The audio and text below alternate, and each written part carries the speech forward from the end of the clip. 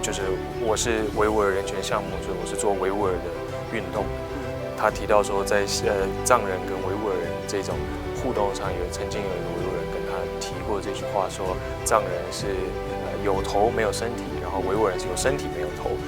这个我其实也是第一次听到，但是我在琢磨他这一句话底下的意义的时候，我有感受到说，这个就是达赖喇嘛尊者非常伟大的一个地方。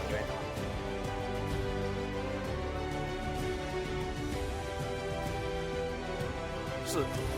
因为我由于疫情呢，已经有30年了没有见到尊者，所以当然呢，这次我是非常激动，是希望能够跟尊者见面。那么一方面呢，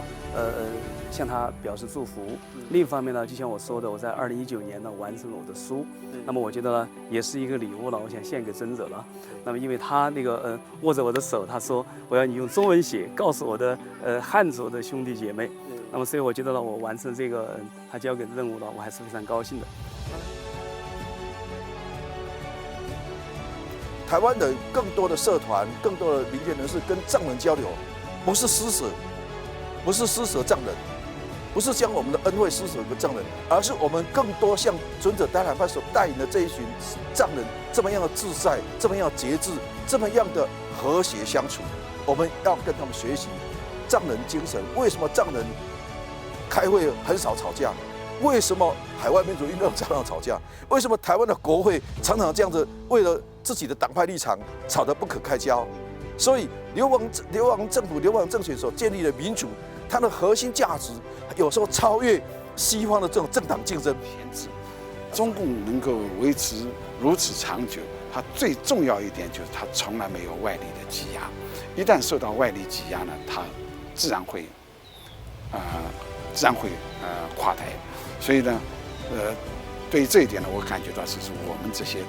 族群所看到的一种政治机会，大家都期盼它能够实实在在的能够引起新的政治变革的大高潮的到来。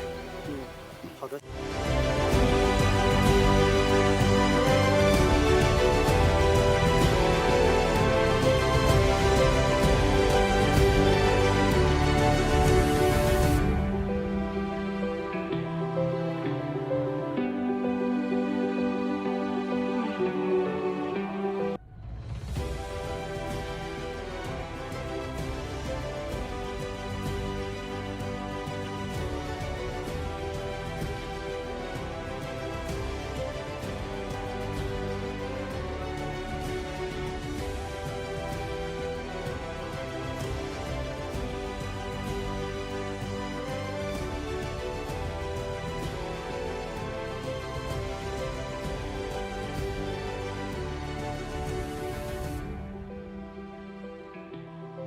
尊者呢，既是你们的这个精神领袖，也是我们的精神领袖。所以呢，尊者在关怀着西藏，这是大家都知道，全世界他也在关怀着南蒙古。我们感觉到很感动，我们感觉到信心，又有了新的信心和力量。就是达赖喇嘛尊者告诉大家了，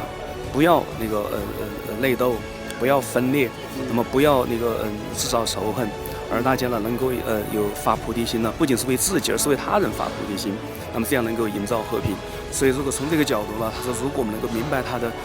教导的话呢，那么他对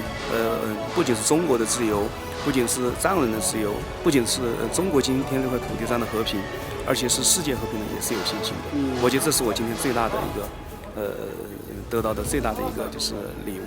其实我在尊者一走进房间的那个瞬间，然后我看到他这么和蔼可亲的跟大家这样子相处，真的是不知道为什么，但是眼泪就流出来了。然后他散发出来的这个这种一种光环吧，这个非常的温暖，很让人舒服。就像今天我看到刘晓波的妻子刘霞的时候呢，他就用手去拥抱她，那个完全是一种真情的流露。而且他也常常讲说，人类是一体的，不要分你跟我。所以我觉得他这种智慧心、菩提心跟慈悲心啊，真的能感化世人。那我想，任何有关对达赖喇嘛可能有一些误会，或甚至是毁谤的，那从今天看到法王他这样对待我们、对待众生，就知道那些误会跟毁谤完全是错的。那我个人真的非常尊敬法王啊，希望他能够活到113，起码活到113岁。